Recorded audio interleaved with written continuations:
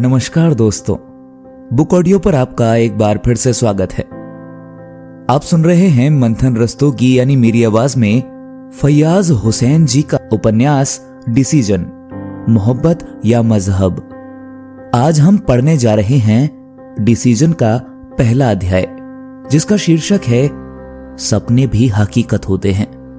तो चलिए शुरू करते हैं। क्या आप यूपी से हैं? फरहान ने अपने पास बैठे लड़के से पूछा। लंबा सुनहरे बाल गठीले शरीर वाला ये लड़का उत्तर प्रदेश का लग तो नहीं रहा था, पर फरहान ने बातचीत को आगे बढ़ाने के लिए उस लड़के से यह सवाल किया। नहीं, मैं जम्मू कश्मीर से हूं। जम्मू से? लड़के ने कहा। कुछ देर तक सन्नाटा सा छाया रहा। फिर फरहान ने अपना हाथ बढ़ाते हुए कहा, मेरा नाम फरहान है और मैं उत्तर प्रदेश का हूं। लड़के ने अपना भारी सा सिर हिलाते हुए फरहान की तरफ अपनी गर्दन मोड़ी और बोला, मेरा नाम जानिब है। फरहान, अच्छा जानिब, दैट्स कूल। तभी घंटी बजती है और सभी बच्चे अपनी अपनी कुर्सियों पर सीधे बैठ जाते हैं, मानो नमाज के लिए शफे लगा ली हूं।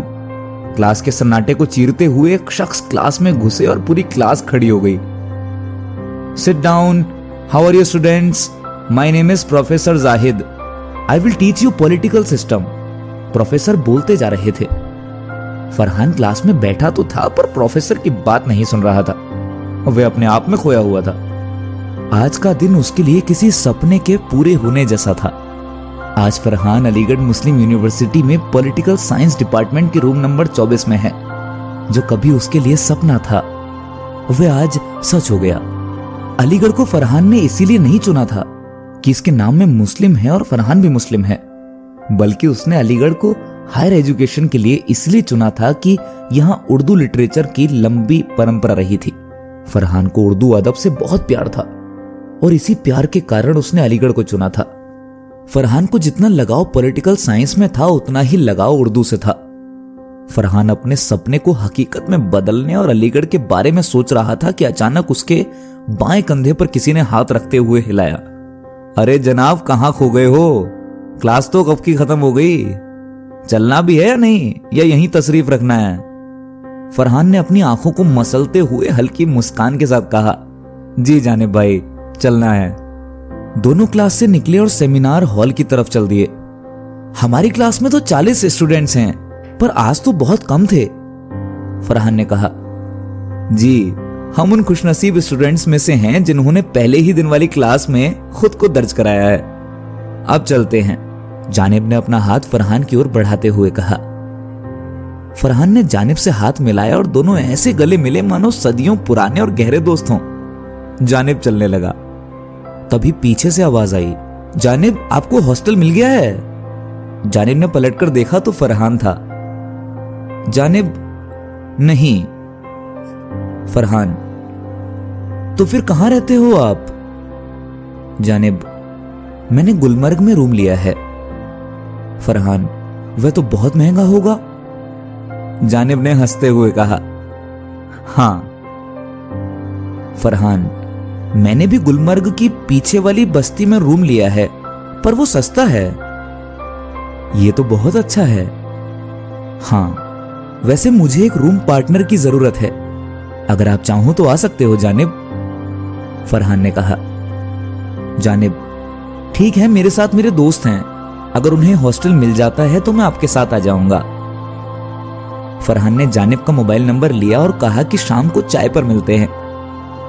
चुंगी पर अच्छी चाय मिलती है। हां मुझे पता है, शीरू की चाय। जानिब ने हंसते हुए कहा और दोनों अपने अपने रूम की तरफ चले गए। फरहान का रूम गुलमर्ग की पीछे वाली बस्ती में था। एक सकरी गली में छोटा सा रूम। मच्छरों का जब मन करता तो तभी काटते।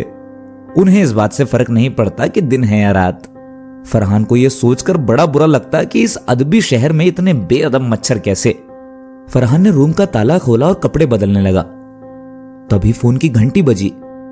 फरहान, अस्सलाम वालेकुम अम्मी। अम्मी, वालेकुम अस्सलाम बेटा, आप कैसे हो? फरहान, मैं अच्छा हूं, आप कैसी हो? बात करते हुए फरहान बिस्तर पर लेट गया। मम्मी, आपकी क्लास कैसी रही? कोई दोस्त बना? फरहान, जी अम्मी, अलीगढ़ अपने आप में खूबसूरत है, जितना सोचा था उससे ज्यादा। सजाए थे तमाम ख्वाब गलियों के जहन में, अलीगढ़ मेरे ख्यालात से ज्यादा ही निकला। अम्मी, वाह वाह, जनाब अब्बू से बात कीजिए। फरहान बिस्तर से उठकर बैठ जाता है। फरहान, अस्सलाम वालेकुम अब्बू। अब्बू, वालेकुम अस्सलाम फरहान, आप ठीक हो? और पैसों की जरूरत हो तो बताना बेटा।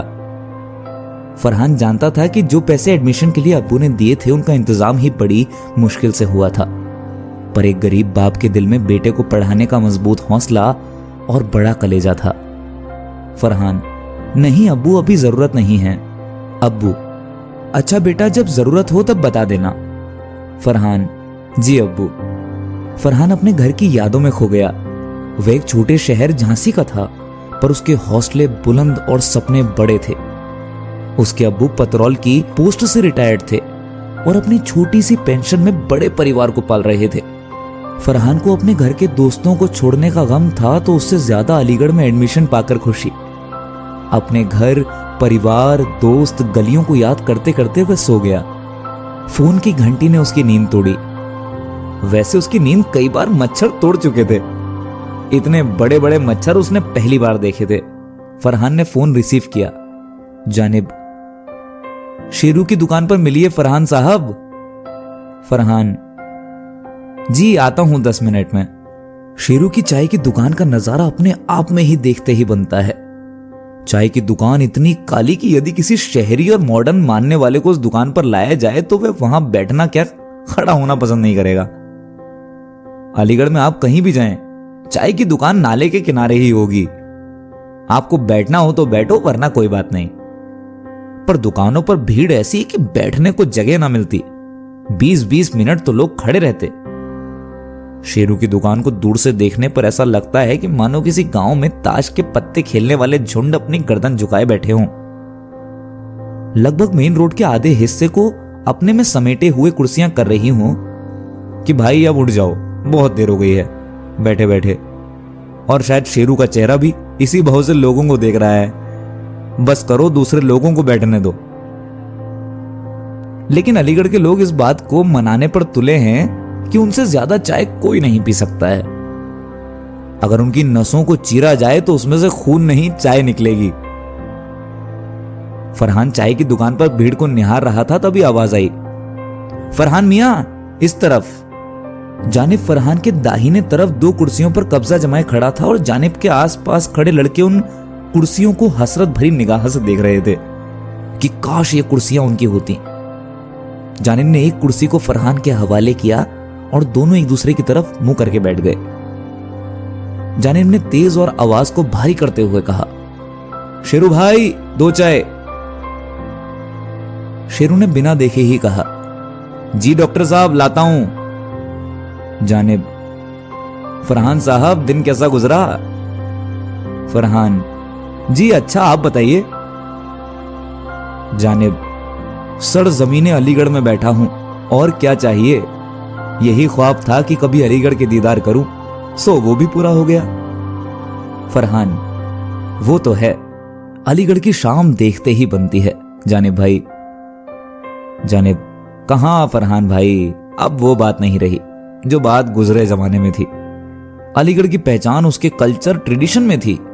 अब लोग स्लीपर में घूमते रहते हैं यूनिवर्सिटी में। फरहान, सही कह रहे हैं आप, पर भाई गुजरा जमाना सबको अच्छा लगता है। बदलते दौर के साथ अलीगढ़ भी बदल रहा है। मेरा मानना है कि इसमें कोई बुराई नहीं है। जानिब ने बात काटते हुए कहा, यार ये चाय क्यों नहीं लाया? इस बार फरहान ने भारी आवाज में शेरू को बुलाया, शेरू भाई, चाय का क्या हुआ? पर शेरू की तरफ से कोई रिस्पॉन्स नहीं था। जानिब और फरहान एक दूसरे की तरफ देखकर हंस पड़े। जानिब, मैं देखता हूं। जानिब उठकर गया और शेरू को फरहान की तरफ दिखाकर इशारा किया। एक छोटा लड़का जिसकी उम्र मुश्किल से 8 से 10 साल होगी, चाय लेकर जानिब के पीछे पीछे आया और फरहान की तरफ बिना देखे ही चाय को बढ़ा दिया। और उसने ये भी नहीं देखा कि उन्होंने चाय उठाई या नहीं, लेकिन छोटी सी उम्र में उसके बड़े तजुर्बे से उसको पता चल गया कि दोनों ने चाय ले ली है। जानिब ने चाय पीते हुए कहा, मैं एक सीनियर के पास जाऊंगा, अगर आपके पास टाइम हो तो चलिए। फरहान का पूरा बदन खुशी की लहर से झूम उठा। फरहान, हाँ बिल्कुल चलूंगा। ओके, मैं पैसे देकर आता हूं, फिर चलते हैं, जानिब ने कुर्सी से उठते हुए कहा। पैसों को लेकर जानिब और फरहान में थोड़ी नोकझोंक हुई। बाद में जानिब को हार मानकर अपना भारी सा पर्स जेब में रखना पड़ा और फरहान ने किसी जंग में जीतने की फीलिंग से अपने सीने को चौड़ा करते हुए 16 रुपये शेरू को दे दिए। फरहान, सीनियर कहाँ रहते हैं? जानिब, वे साउथ हॉल में रहते हैं, रूम नंबर 89 के बैकरूम में।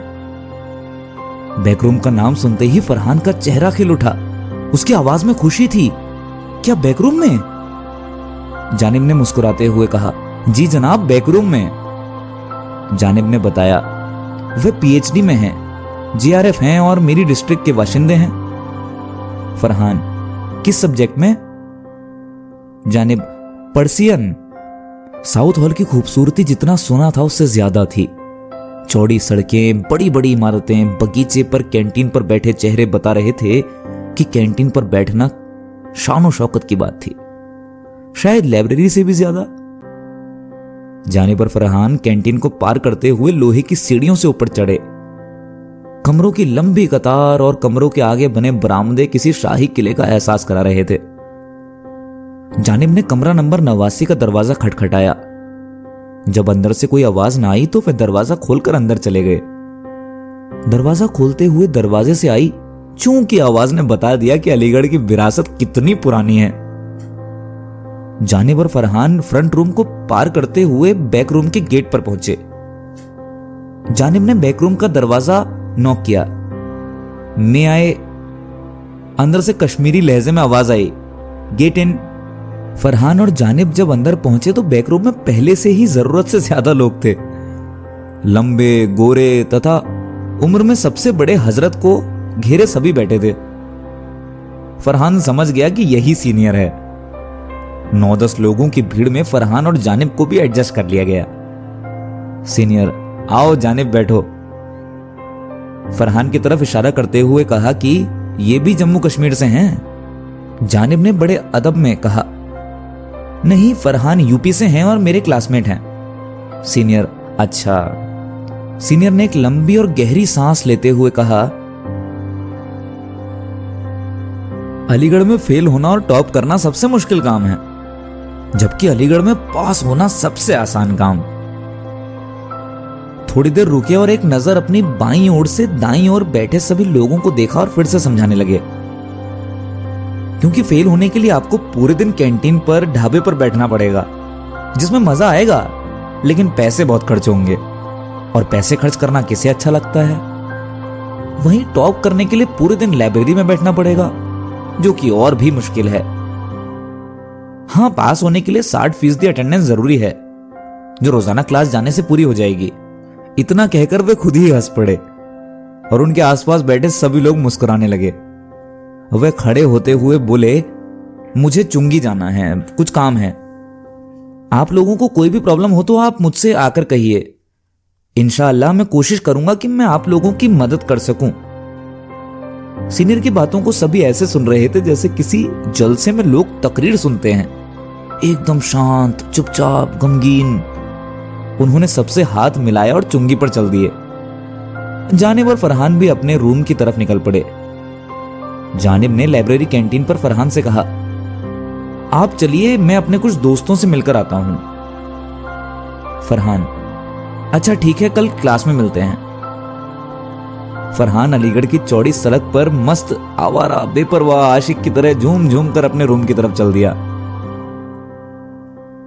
आप सुन रहे थे फैयाज हुसैन जी का उपन्यास डिसीजन, मेरी यानी मंथन रस्तोगी की आवाज में। आगे की कहानी जानने के लिए बुक ऑडियो पर बने रहिए।